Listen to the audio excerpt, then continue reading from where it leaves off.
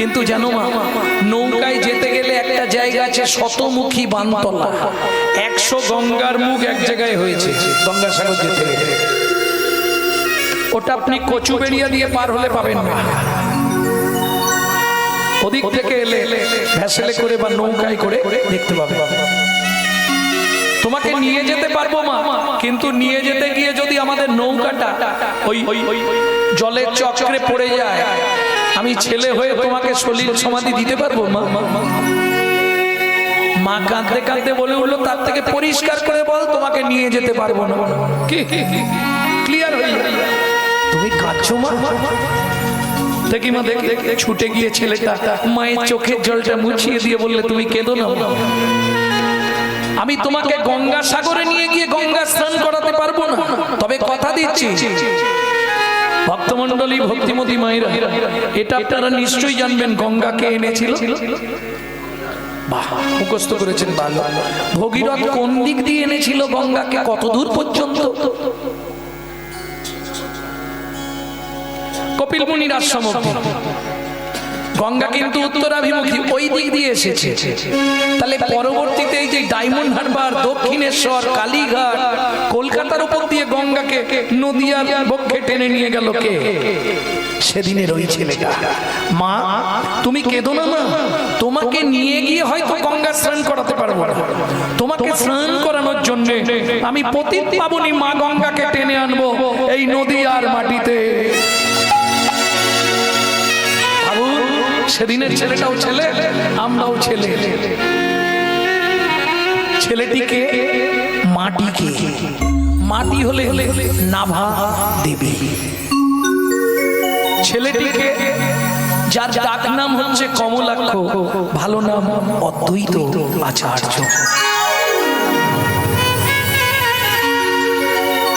ঠিক মকর সংক্রান্তি আগের দিন ওই শান্তিপুরের বাবলার তলায় দাঁড়িয়ে হুঙ্কার দিতে শুরু করলো, কোথায় পতিত পাবনী মা গঙ্গা? নেমে এসো মা, নেমে এসো এই নদীয়ার ভাগ্যাকাশে। নিশ্চয়ই আপনারা জানেন, আগের লীলায় এই অদ্বৈত আচার্য ছিলেন দেবাদিদেব মহেশ্বর, যার মস্তকে গঙ্গা বাঁধা ছিল। হুঙ্কার দিতে শুরু করলো শান্তিপুরের মাটিতে দাঁড়িয়ে, পতিত পাবনী গঙ্গে শান্তিদায়িনী গঙ্গে মকর বাহিনী গঙ্গে, পতিত পাবনী গঙ্গে শান্তিদায়িনী গঙ্গে মকর বাহিনী গঙ্গে মা। পতিত পাবনী গঙ্গে শান্তিদায়িনী গঙ্গে মকর বাহিনী গঙ্গে মা। পতিত পাবনী গঙ্গে শান্তিদায়িনী গঙ্গে পতিত পাবনী গঙ্গে মা।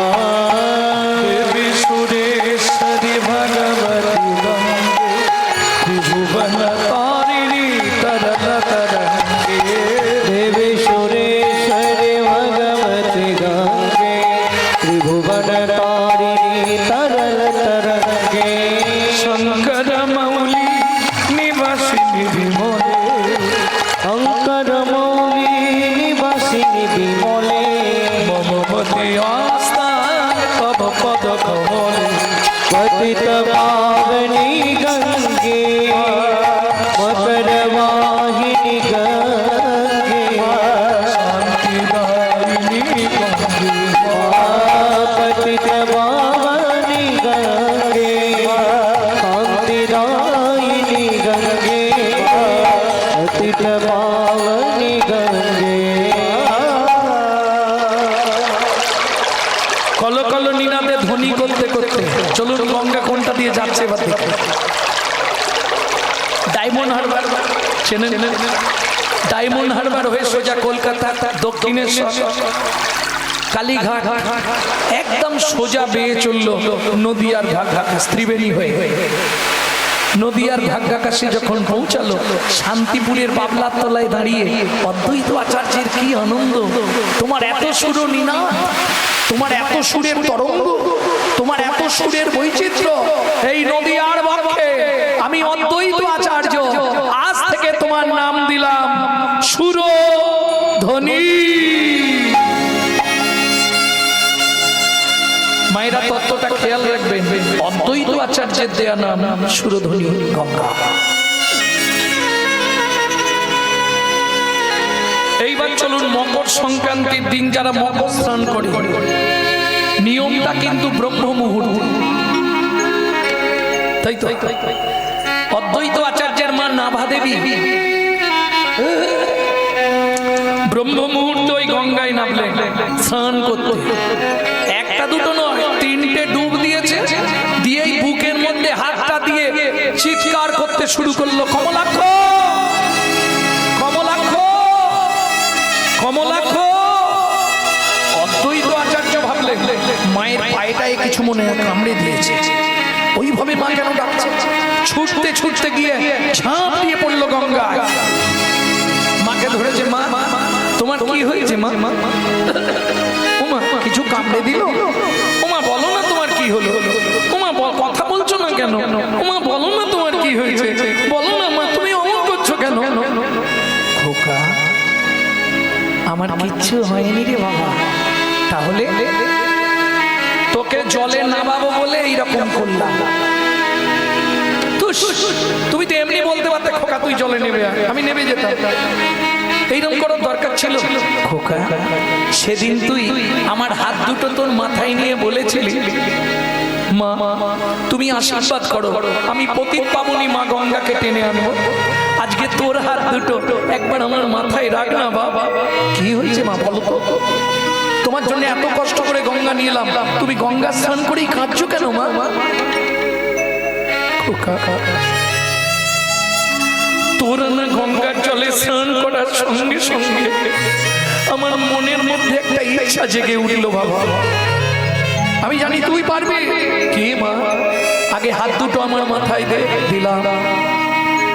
খোকা, আমি জানি যে ছেলেটা অভাগিনী মাটাকে স্নান করবার জন্য গঙ্গাকে টেনে আনতে পারে, খোকারে চেয়ে দেখ কলিযুগে কত পতিত জীব পড়ে আছে, এদেরকে উদ্ধার করবার জন্য এই গঙ্গার জলে দাঁড়িয়ে তুই আমার মাথা ছুঁয়ে কথা দে, পতিত পাবন রাধা মদন মোহনকে নামিয়ে আনবি এই কলিযুগের মাটিতে।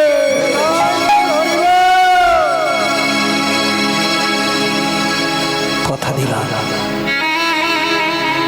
তুমি চিন্তা করো না, আমি তোমার মাথায় হাত রেখে কথা দিলাম, কলির জীবকে উদ্ধারের জন্য রাধা মদন মোহনকে নামিয়ে আনবো এই কলিযুগের মাটিতে।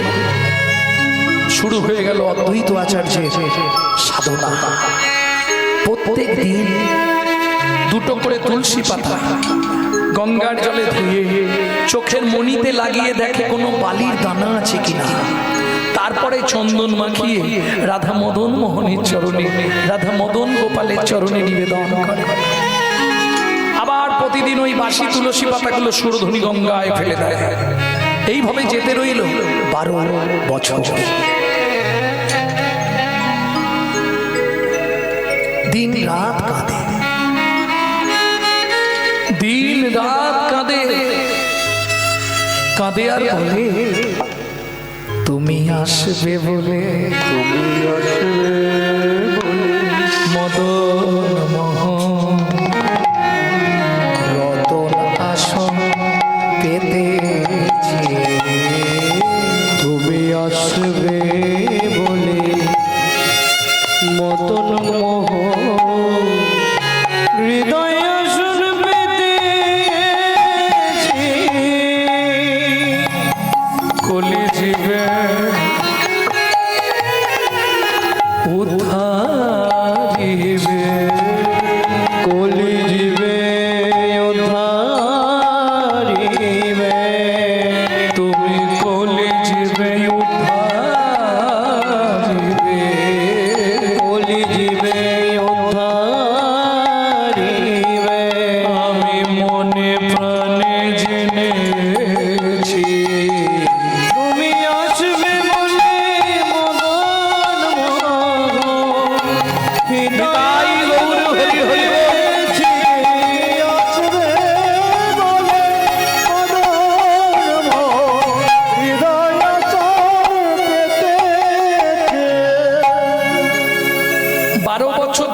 জন্য 12 বছরে একদিন তুলসী পাতাটা গঙ্গায় ফেলল। ওমা, আমরা যাই ফেলি গঙ্গার জলে, যেদিকে স্রোত সেদিকে যাবে, এই স্রোতের বিপরীতে যাচ্ছে, উজানে যাচ্ছে। কি হলো? একই দৃশ্য, যেদিকে জলের স্রোত, তুলসী পাতা দুটো রাধা গোবিন্দের চরণের উল্টো দিকে চলে যাচ্ছে। অদ্বৈত আচার্য মনে মনে ভাবলে আমাকে দেখতে হবে কি হয়। অদ্ভুত দৃশ্য না? যেদিকে জলের স্রোত সেদিকে তুলসী যাচ্ছে না, তুলসী যাচ্ছে উল্টো দিকে। তাহলে দেখি কি করে। তুলসী যায় নীরে নীরে,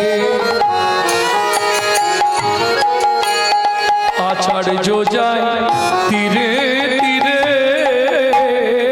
তুলসী যায় নীরে নীরে, আচার্য যায় তীরে তীরে।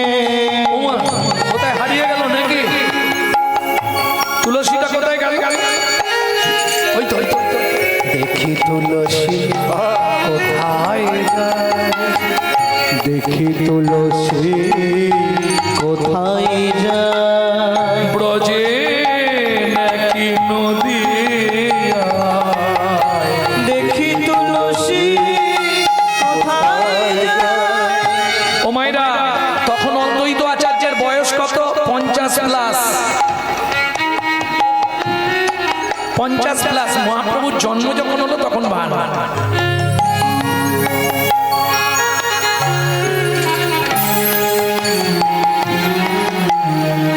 ভাবুন, 50+ মানে 51 রানী।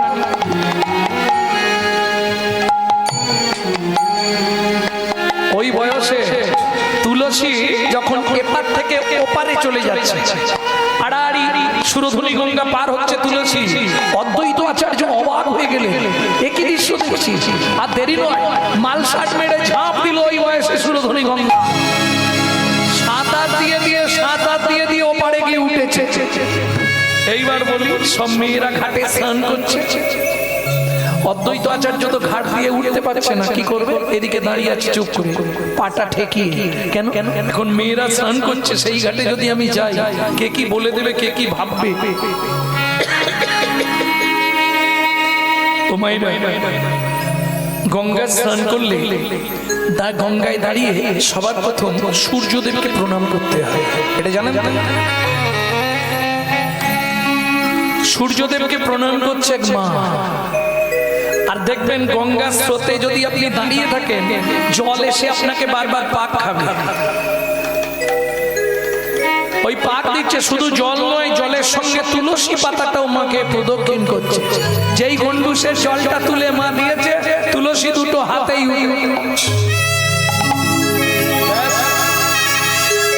আর যেই তুলসী ভেতরে গেছে, সঙ্গে সঙ্গে অষ্টসাত্ত্বিক ভাবের বিকাশ শুরু হয়ে গেছে। ভিজে কাপড়ে, ভিজে চুলে উঠেই ঊর্ধ্বশ্বাসে ছুটতে শুরু করলেন। এখন অদ্বৈত আচার্য মনে মনে ভাবছে, মেয়ে ছেলে স্নান করে চলে যাচ্ছে বাড়ি, আমি যদি পিছনে পিছনে ছুটি, লোকে আমাকে খারাপ বলবে না? ও মা, এই যে, ও মা, ওই যে মেয়ে ছেলেটি ছুটে চলে গেল, ওকে চেনো তোমরা? গোসাই জানেন না? ও তো নীলাম্বর চক্রবর্তীর কন্যা।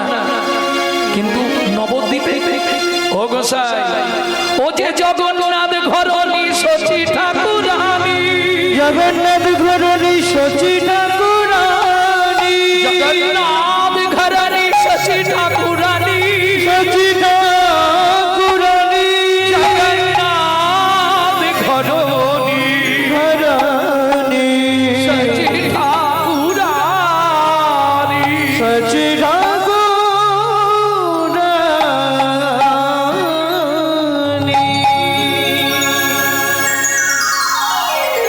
যাই, নীলুকে একবার কথাটা বলে আসি। নীলু মানে শচী মায়ের বাবা, নীলাম্বর চক্রবর্তী, যিনি গণনা কার্যে মুক্ত সিদ্ধ, অদ্বৈত আচার্যের বাল্য বন্ধু। এই নীলু, নীলু বাড়িতে আছিস নাকি? কি খবর বল, বাড়িতেই আছিস? হ্যাঁ রে, তোর মেয়ের বিয়ে হয়ে গেছে? গোপনে গোপনে কাজ ছেড়ে দিয়েছিস, আমাকে একবার জানালি নিয়ে। বাহ, এই নবদ্বীপে বিয়ে হয়েছে জগন্নাথের সঙ্গে? শোন, একটা কথা তোকে বলতে এলাম, শোন না, তোর মেয়ে খুব তাড়াতাড়ি গর্ভবতী হবে। তুই বাবাজি লোক, তুই এসব জানলে কি করে আমার মেয়ের কবে গর্ভ হবে? শোন, শুধু গর্ভবতী হবে না, ওর পেটে যে সন্তান জন্মাবে সেটা যমজ হবে। আর যদি যমজ না হয়, একটা হয়, তাহলে জানবি দুজনের শক্তিতে একটা হবে। এই বলে গেলাম, আসি রে নীলু, মনে রাখি। অদ্বৈত আচার্য চলে গেলেন, নীলাম্বর চক্রবর্তী চিন্তায় পড়ে গেলেন। শচী ঠাকুরানী গর্ভবতী হলেন। ভক্তমন্ডলী, ভক্তিমূর্তি মায়েরা, ওদিকে বৈষ্ণব কবি লিখলেন কি, শান্তিপুরের বুড়ো মালি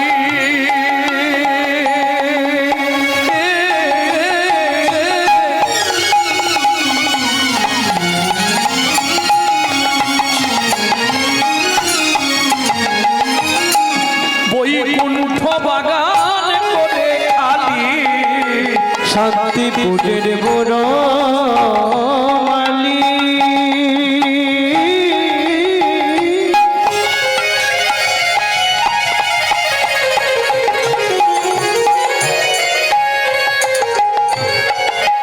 বৈকুণ্ঠ বাগান করে খালি, এনেছিল রসবৃক্ষের চারা, ওগো এনেছিল রসবৃক্ষের চারা, নিতাই মালি রে পাইয়া চারা তার হাতে দিয়া, নিতাই মালি রে পাইয়া চারা তার হাতে দিয়া, যতনেরও পিতে কইল নাড়া, যতনের পিতে কইল নারা। ভক্তমন্ডলী, ভক্তিমতী মায়েরা, সন্তান মাতৃগর্ভে কতদিন থাকে? 10 মাস 10 দিন। এখনো থাকে,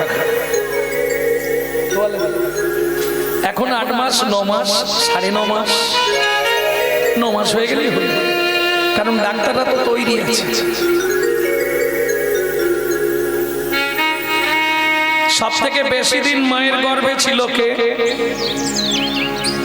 চৈতন্য মহাপ্রভু। কতদিন? 13 মাস, বয়স 10 মাস। আচ্ছা, তার থেকে বেশি দিন মাতৃগর্ভে কে ছিলেন? শুকদেব গোস্বামী। কত বছর? 16 বছর। আচ্ছা, তার চেয়ে বেশি দিন? চিন্তায় পড়ে যাবে।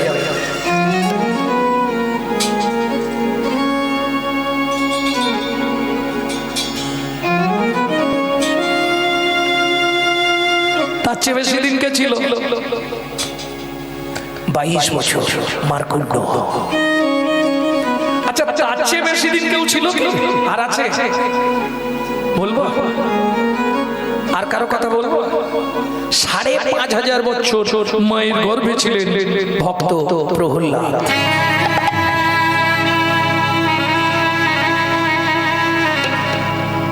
চমকে গেলেন না? এটার একটা কারণ ছিল। কারণটা বলে তো মনে কি টাচ করবো আপনার, খালি ওই টাচ। কারণটা অন্য কিছু নয়। এখন হিরণ্যকশিপুরের সঙ্গে ইন্দ্রের বেঁধেছিল একটি ঝামেলা। হিরণ্যকশিপুর যখন সাধনা করতে চলে গেল বনে, তখন প্রয়াত গর্ভবতী। আগের দিন রাত্রে স্বামী স্ত্রী মিলন হয়েছে, পরের দিন সকালে চলে গেছে। ইন্দ্র প্রয়াতুকে তুলে নিয়ে যাচ্ছে, প্রহ্লাদের মাকে। এই সময় ও বাড়িতে নেই, ওর বউকে নিয়ে যাবো, তুলে নিয়ে যাচ্ছে। পথে দেখা হয়ে গেছে নারদ মুনির সঙ্গে। আরে ইন্দ্র, এ কার বউ? হিরণ্যকশিপুরের স্ত্রী প্রয়াত। ছি ছি ছি ছি ছি, এ তুমি কি করছো? এখনো তো তোমার জীবনেও শিক্ষা হবে না। এক তো এমন কাজ করেছিলে সারা জীবন ভুগছো, আবার কি করছো তুমি? তুমি জানো পয়াতু গর্ভবতী, সে কি? হ্যাঁ, শুধু তাই নয়, ওর গর্ভে যে সন্তান আছে বিশুদ্ধ হরি ভক্ত। ভগবান যদি জানতে পারে না তোমার ষষ্ঠী পুজো করে ছেড়ে দেবে, তাহলে কি করা যাবে? পয়াতুকে ওইখানেই ছেড়ে রেখে ইন্দ্র চলে গেল। পয়াতু মনে মনে ভাবলো, আমি যদি এই অবস্থায় বাড়ি ফিরি, এই 7-8 মাস পর গর্ভবতী অবস্থায়, তাহলে পাড়ার লোকেরা বলবে স্বামী চলে গেল সাধনা করতে, ইন্দ্র তুলে নিয়ে গেল গর্ভবতী। আসল রহস্য তো কেউ জানবে না, তখন কানাঘুষো হবে। তার থেকে নদীতে ঝাঁপ দিয়ে মরে যাই, ঝামেলা শেষ। দেরি করলো না, এত বলি নদী জলে ঝাঁপ দিতে গেল, হাতে ধরে নারদ মুনি তারে বাঁচাইলো, হাতে ধরে নারদ মুনি তারে বাঁচাইলো। চলো চলো মা সঙ্গে চলো, চলো চলো মা সঙ্গে চলো, তুমি আমার সঙ্গে চলো। আমার বাড়িতে যে নারায়ণের মন্দির আছে, তুমি নিত্য সেখানে সেবা পূজা করবে আর হরি কথা শুনবে, আমার বাড়িতে থাকবে। তোমার বাড়িতে থাকবো, তুমি কতদিন রাখবে? তারপর তোমাকে বাড়ি ফিরতেই হবে, তখন লোক খারাপ বলবে না? বেশ, তুমি কি বর নেবে বলো, আমি তোমায় দেবো। বুদ্ধি করে পায়াতে বললো নারদ মুনি, তাহলে তুমি আমাকে একটা বর দাও। কি? যতদিন আমার স্বামী না ফিরবে ততদিন আমার এই সন্তান ভূমিষ্ঠ হবে না। নারদ মুনি বললেন তথা। 5,500 বছর পর হিরণ্যকশিপুর সাধনা করে যখন ফিরলেন, তখন পয়াতুর গর্ভ মুক্ত হলো। সেই গর্ভের সন্তান প্রহ্লাদ। এইবার চলুন এগিয়ে যাই। কোথায় ছিলাম? কে বেশি দিন মায়ের গর্ভে ছিল? সব থেকে বেশি দিন ছিল ভক্ত প্রহ্লাদ। বুঝে নিয়ে গেল। এইবার চলুন, মহাপ্রভু 13 মাস যখন হয়ে যাচ্ছে, সচিমা প্রসব হচ্ছে না, চিন্তায় পড়ে গেলেন নবদ্বীপের পণ্ডিত সমাজ। ও জগন্নাথ, আরে তোমার শ্বশুর তো গণনা করে, একবার হাত গনিয়ে দেখতে বলুন। নীলাম্বর চক্রবর্তী বলে, সচি সব ঠিক আছে, চিন্তা করিস রে মা, তুই যদি বলিস আমি একবার বুড়োটাকে ডাকবো কি না? কেন ডাকতে বারণ করছে? সচি ঠাকুরের যার বংশ কুমিরে খায়, ঢেকি দেখলেই ভয় পায়। আপনারা জানেন এর আগে সচিমার 8টা ছেলে হয়েছিল, 8টা। জেনে নিন এগুলো। চৈতন্য চরিতামৃতে নেই, চৈতন্য ভাগবতেও নেই। কোথায় পাবেন? চৈতন্য চরিত মাধুরী নেই, এখন বাজারে নেই। ও আমার দাদুর গ্রন্থ, মানে দাদু পড়তে, এটাই বোঝাতে চাইলাম। ভক্তমন্ডলী, ভক্তিমতী মায়েরা, 8টা সন্তান মারা গেছিল। কেন? অদ্বৈত আচার্য একটা করে দেখতে আসে, সচিমা সুন্দর, যেই প্রণাম করে বাচ্চাটা মুখ দিয়ে রক্ত উঠে মরে যায়। এবার বলুন, আপনার জন্য যদি আমার 6টা ছেলে মরে কি 8টা ছেলে মরে, আপনাকে আর জীবনে আমি ডাকবো? আমার ঢিপেই উঠতে দেবো? মা তো সব থেকে বড় কষ্ট। 9 নম্বরে বিশ্বরূপ, সেও চলে গেছে। 10 নম্বরে না, ডাকতে হবে না, দরকার নেই। ঠিক 10 মাস পূর্ণ দিনে প্রসব করলেন সচি ঠাকুরানী। সেদিন আবার ছিল চন্দ্রগ্রহণ, তাই তো? চন্দ্রগ্রহণ, চাঁদ উঠে। এটা বলছে বৈষ্ণবরা বা চৈতন্য ভাগবতে আছে। সেদিন ছিল চন্দ্রগ্রহণ, মহাপ্রভুর হলো জন্মগ্রহণ। নদিয়ায় ছিল চন্দ্রগ্রহণের কারণে হরিনাম গ্রহণ। মিথ্যা কথাই সব। বৈষ্ণব কবি এক পাশে দাঁড়িয়ে লিখছে, লোচনদাস বলে, শোনো, চন্দ্রগ্রহণ নয়, তবে কি হয়েছিল জানো? চাঁদ দেখে চাঁদ মুখ লুকালো, চাঁদ দেখে চাঁদ মুখ লুকালো, চাঁদ দেখে চাঁদ মুখ লুকালো, চাঁদ দেখে চাঁদ মুখ লুকালো। গগনের চাঁদ তো আমার থেকে সুন্দর পৃথিবীতে কেউ নেই। সে যখন ওই গৌর জন্মালো, দর্শন করেছে, সঙ্গে সঙ্গে লুকিয়ে পড়েছে। এই জন্য নাম কি না চন্দ্রকূ। হলো পূর্ণ তিথি ধন্য সময়, সচিমারে কোলে হলো চন্দ্র। হলো পূর্ণ তিথি হলো ধন্য সময়, সচিমার কোলে হলো চন্দ্রোদয়। ও মায়েরা, এবার তো আপনারা বলতে পারবেন মহাপ্রভু কোথায় জন্মেছিল, জায়গাটা কে বলবে? দেখবে, আরে জায়গাটার নাম কি? জোরে বলো। হ্যাঁ, সাহস করে বলতে পারছো? হিন্দু বাড়ি জন্ম নিয়েছো, হিন্দু ধর্ম পালন করছো, হিন্দু ধর্মের ভগবান কোথায় জন্মেছে বলতে পারছো না? আরে নবদ্বীপে। তাই তো, তো তুমি বলনি কেন এতক্ষণ? ও নবদ্বীপ, আমি শুনতে পাইনি মা, জোরে বলবে তো। আচ্ছা, নবদ্বীপে এটা কি জানো? 9টা জায়গা নিয়ে নবদ্বীপ। ও মা, নবদ্বীপ কি একটা জায়গার নাম নাকি? 9টা দ্বীপ নিয়ে নবদ্বীপ। তাহলে একটা ছেলে 9 জায়গায় জন্মালো কি করে? এই রে, বলেও তো ঝামেলায় পড়লাম। আর হবে না। হলো পূর্ণ তিথি ধন্য সময়, সচিমারে কোলে হলো চন্দ্রোদয়। এলো পূর্ণ তিথি হলো ধন্য সময়, সচিমার কোলে এলো চন্দ্রোদয়। অন্তদ্বীপের এক নিম্নতলে জনম লভিল প্রভু মানব মহান। অন্তদ্বীপের এক নিম্নতলে জনম লভিল প্রভু মানব মহান। অন্তদ্বীপের এক নিম্নতলে জনম লভিল প্রভু মানব মহান। পূর্ণ তিথি হলো ধন্য সময়, সচিমার কোলে হলো চন্দ্রোদয়। পূর্ণ তিথি হলো চন্দ্র সময়, সচিমার কোলে হলো চন্দ্রোদয়। তাহলে 9টা দ্বীপের কোন দ্বীপে মহাপ্রভু জন্ম বললাম? অন্ধদ্বীপ। এটা মাথায় রাখবেন। আপনি হিন্দু, আপনি জানবেন না আপনার ভগবান কোথায় জন্মেছে? সবাই বলে নবদ্বীপ, নদীয়ার নবদ্বীপ। আরে নবদ্বীপে একটা ছেলে জন্মাবে কি করে? 9টা দ্বীপ। নবদ্বীপে অন্তদ্বীপে সচি গর্ভ সিন্ধু মাঝে মহাপ্রভু উদয় হইল। এইবার চলুন, যে শুনছে সপ্ত নদীয়াবাসীরা জয় জয় ধ্বনি ওঠে নদীয়া নগরে, জয় জয় ধ্বনি ওঠে নদীয়া নগরে। জনমল্লভিলা গোরা শশীর উদরে, জনমল্লভিলা গোরা শশীর উদরে। ফাল্গুন পূর্ণিমা তিথি নক্ষত্র ফাল্গুনি, ফাল্গুন পূর্ণিমা তিথি নক্ষত্র ফাল্গুনি। শুভক্ষণে জন্মিলা গৌর গুণমণি, শুভক্ষণে জন্মিলা গৌর গুণমণি। উলুধ্বনি জয় ধ্বনি ভরিল, উলুধ্বনি জয় ধ্বনি ভরিল ভুবন। স্বর্গ হইতে দেবে করে পুষ্প বরিশন, স্বর্গ হইতে দেবে করে পুষ্প বরিশন। ও মায়েরা, এখন যেমন সন্তান হলে সব শব্দ বাড়িতেই ঢুকিয়ে দেয়, তখন কিন্তু তা হতো না।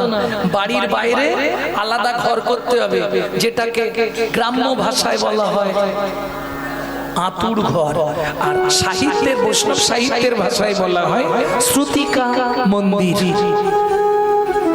তাই তো? কতদিন? 21 দিন।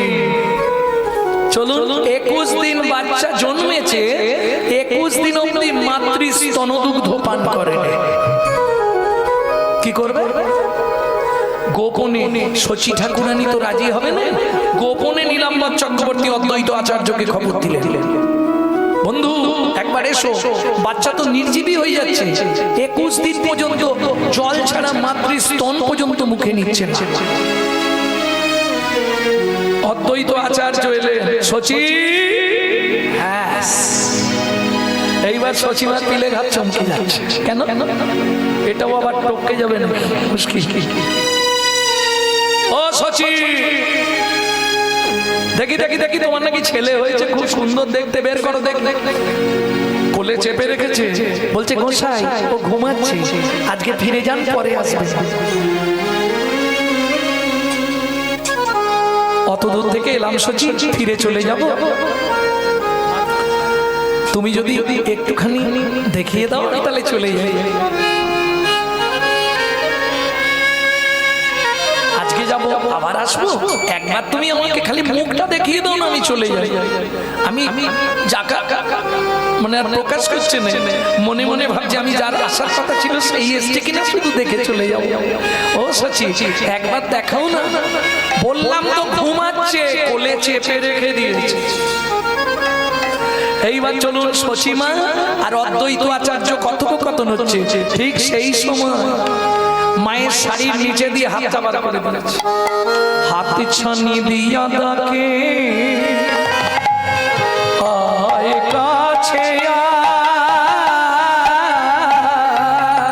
হাত ছানি দিয়া ডাকে আয় কাছে ও গহিয়ার রসলারি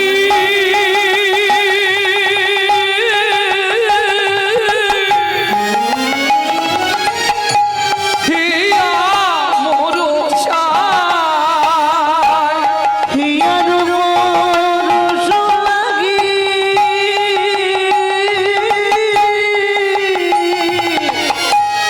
হিয়া মোর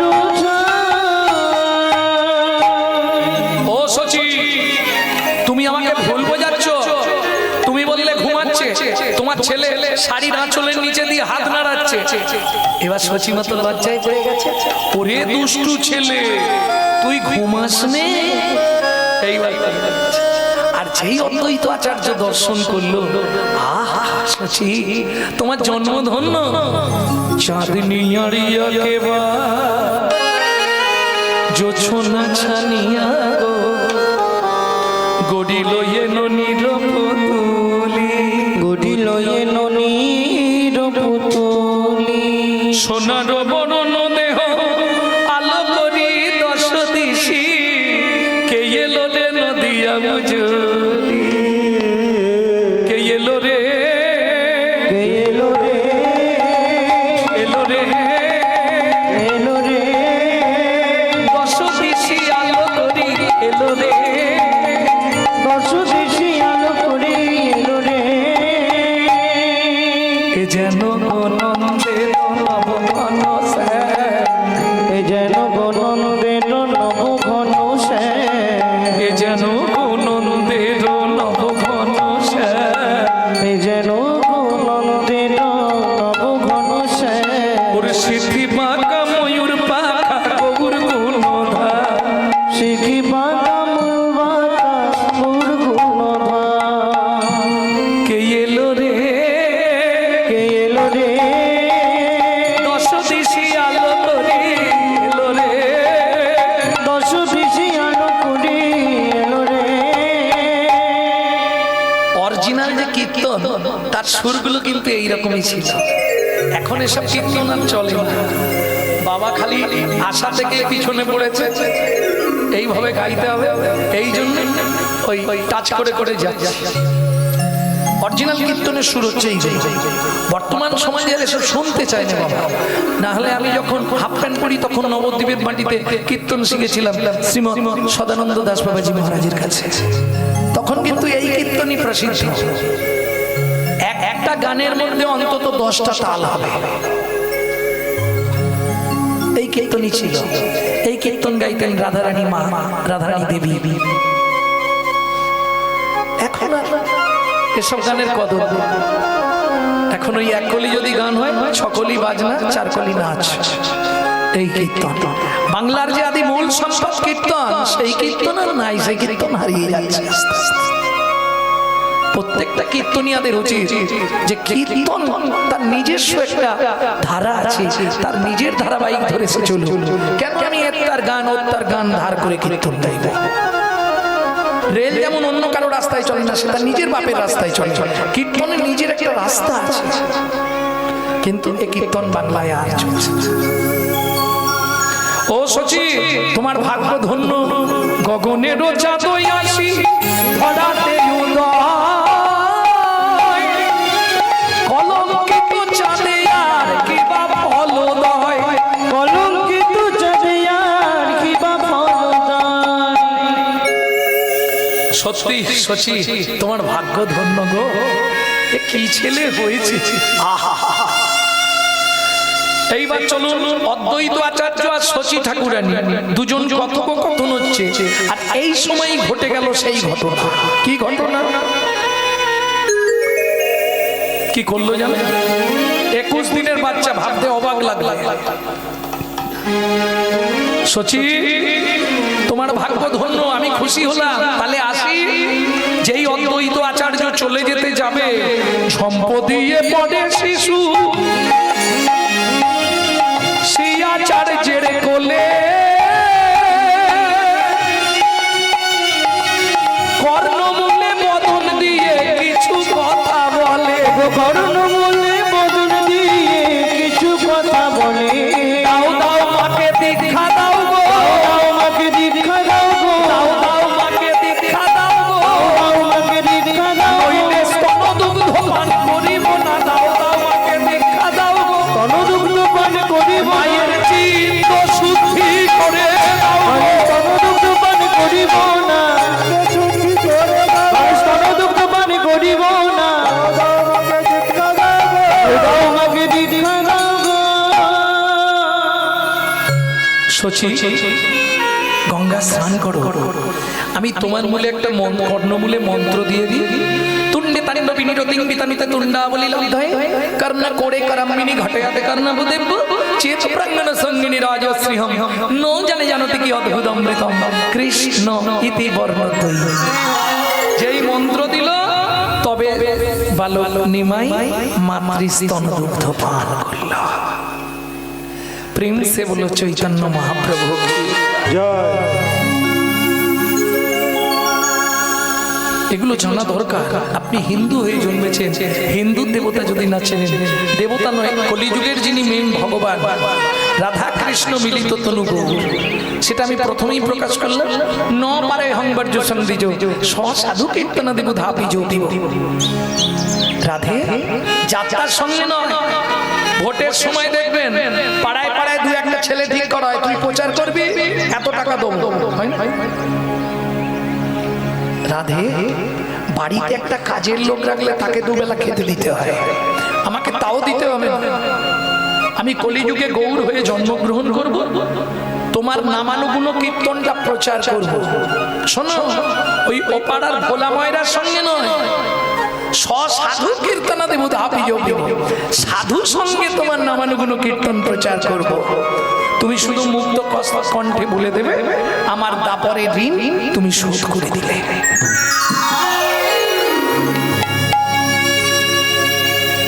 বুঝে নিয়ে গেল, কারণ দাসখত লিখেছিলেন না সখী সমাজে, কৃষ্ণকে দিয়ে দাসখত লিখিয়েছিলেন সখীরা।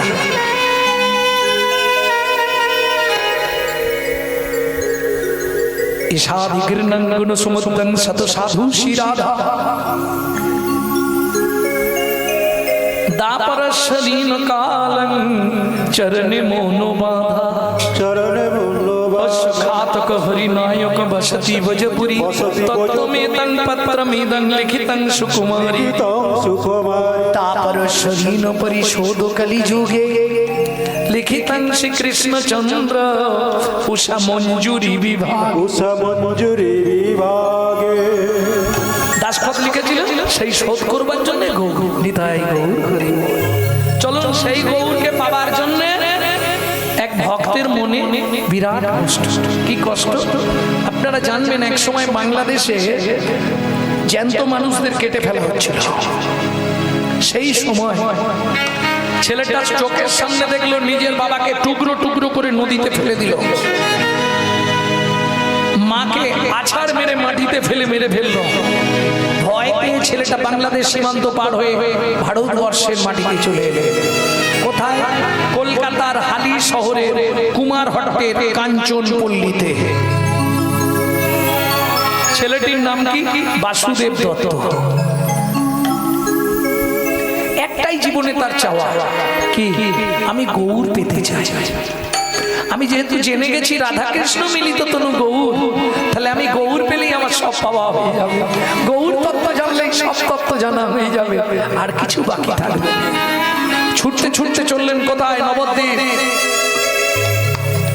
আপন মনে আলা ভোলা পাগল প্রায় ছুটে চলেছে আর গাইছে কি গোরা গুনে প্রাণ কান্দে, আমি কি বুদ্ধি করিব, গোটা গুণে প্রাণ কান্দে, আমি কি বুদ্ধি করিব, বলো গৌরাঙ্গ গুণের নিধি কোথা গেলে পাবো,